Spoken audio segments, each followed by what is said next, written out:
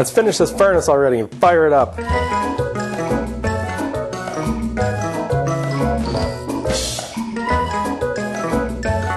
Okay, here's the deal. I've been waiting for a sunny day, and sunny days aren't happening. So it's wet outside, but it's not currently raining. Like, rain was falling. There's puddles on the ground. It's currently not falling from the sky, so we're going to go quick.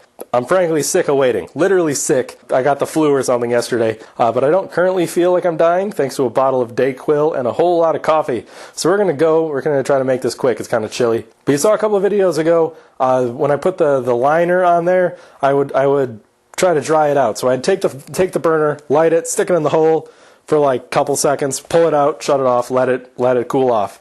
You do that a bunch of times. I showed that already, and that's basically to help everything dry out completely. Once it's dried out completely, you then fire it up to red hot, a glowing red, turn off the burner, and let it cool down from glowing red. That fires in the lining, kind of sets it, and then you're good to go. So we're going to finish that right now, and then I'll probably have to go in and drink some more Dayquil, or maybe just pass out for a while. But the furnace will be done, so let's get started. And check it out, now we are on to ancient technology, matches. Matches. Uh-oh, match is burning out. There we go. There we go, and now it's burning. To make this more fun, I'm going to put a counter on the screen. We're going to see how many minutes it takes to get red hot. The other bucket foundry would not get red hot unless I cranked it. Ooh, smoke. I see smoke. We're getting hot and smoky. You can see the fire in there, I hope. And yes, it's on wood. It's on wood mostly because I haven't built a stand for it yet, and it was already sitting on the plank of wood, so I just moved it on that. But wood is a very good warning material. Maybe not for a furnace, but wood will not burst into flames before it turns black and starts sizzling, so you get a little bit of a warning. Just like wood, if it's under a lot of load, it'll bend and creak before it'll break. So sometimes rescue workers will use wood to prop up a building, like wood pillars and stuff. Then they hear creaking and you run for your lives. You can see where the fire's going in. The fire's already getting really hot. And the furnace liner itself is already starting to glow a little red. Whoa, focus! Oh yeah, already turning red, only a few minutes in. Now the reason it's turning red, a couple of reasons, probably some number of reasons. The burner's unchanged, but there's a hole on the top of the furnace. It's a little bit bigger. It's an extra inch, and just from 3 to 4 inch diameter is actually quite a major increase in surface area, so a lot more air can escape. Less back pressure, I can run more air into the burner without much of a problem. Second reason, the furnace insulates better, so more of the heat stays inside. Third reason, the light fire brick have very low thermal mass. What that means is you don't need as much heat energy to go in to raise it up a certain number of degrees. So like water, pretty high thermal mass, takes a lot of energy to heat water up 5 degrees. Takes very little thermal mass, very little energy to heat air up 5 degrees, the same volume of air. Sort of similar thing. Concrete, liner, refractory cement versus light fire brick, lower thermal mass than fire brick. Tried to shine it inside, it says 8 degrees. That means it's broken. It can't read how hot it is inside already, only a few minutes in. And yet the outside, 37 degrees Fahrenheit. It is chilly outside. This vice grip is up to 65 degrees. That opening, 700. 400 on the steel, 700 on the brick. Some number of minutes in, it's already quite bright red in there. Some of it's going orange. Not super even heat, but pretty good. That's probably starting to turn orange, to my eyes anyway. Outside of it, 63, 50 degrees.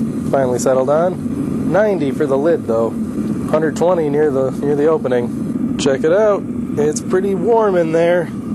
Pretty consistently warm. Very warm by where the fire's coming in.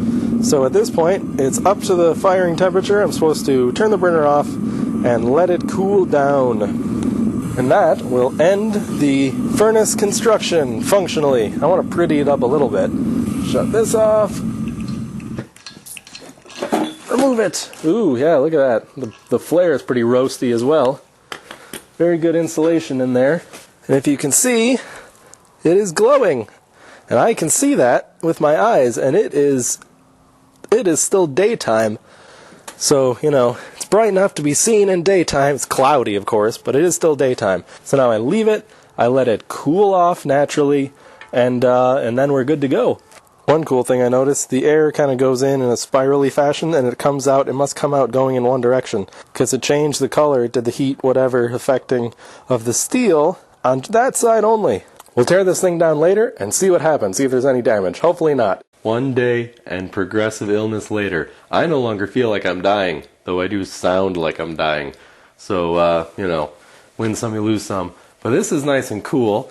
It did not take all day for it to cool. It took some hours, but I was passed out from a bottle of NyQuil by the time that happened. So this is the next day. We're going to take it apart and see how it fared. It looks like I got a cool effect here. Don't know why that would happen, but it's cool to see. Sure looks neat. We'll look at the furnace part first. Not a lot of change. There appears to be a visual difference now between here and there, and that tells me that a lot of heat happened here and some kind of change occurred, but not a significant amount of heat made it to the edge, and that's good. We want that. We want the heat to stay in here. I'm also noticing down here where the fire came in, no damage, so that's good. I think overall this is a good sign. Hooray! Now I can always put another coating of this stuff on, and in fact they suggest it, and I think I will, but it's just going to be a repeat of all the stuff you've already seen, so I'm probably going to do that off camera. And now the lid! My wonderful vice grip handles work great. I don't think they got hot enough to burn me, but when I took it off at the end I used gloves anyway because safety first. Let's see how it looks underneath. It looks like I can't set it up because of these stupid handles that I did not make. Almost said that I made. I didn't make vice grips. Okay, I'm seeing a couple of little chunks came out. The Satanite broke off. That may have happened because these are now a bit loose. They're not really well mortared together, so I'm going to have to secure them in a little better, probably with a lot more Satanite. But the same kind of thing happened here. It looks different. I don't know how to describe it. It feels more like fired pottery, so that's good. Oh, that's loose. Yeah, I'm going to slide these back all the way and then just cram a bunch more Satanite in everywhere and then fire it again probably. But, you know, same process as you saw before. But overall, I could just use this right now. I mean, a lot of people don't put a coating on at all with these things, especially with the casting ones. But I think this was a pretty good success. It all held together. These held together. There was not enough heat escaping through this to turn these different color, to do this cool bluing effect. That's good. I was worried that this wouldn't seal very well, but apparently it does enough. It works fine. So people, now it's your turn. You've seen all the steps that I've taken to make a functional furnace. It's not done yet. I'm going to try to pretty it up a little bit. But now I need ideas. I need casting ideas. My ideas, first step, melt a bunch of copper, get it in ingots. Second step, alloy it. Probably going to use aluminum bronze first. I have a few ideas of things to make out of aluminum bronze. I always want to make an axe.